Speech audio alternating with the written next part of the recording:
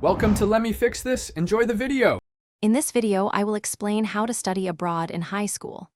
First, begin by exploring the many study abroad programs specifically tailored for high school students. These programs vary widely, so it's important to consider factors like the duration of the program, the country you wish to visit, and the academic subjects offered. Many programs provide opportunities for earning academic credit or achieving significant language immersion, which can be incredibly beneficial for your future. Once you have a few programs in mind, it's time to delve into the details of each.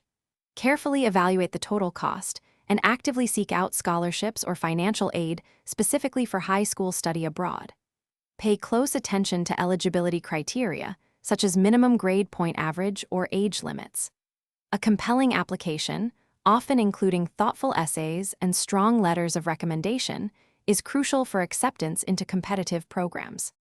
As your departure approaches, thorough preparation is key.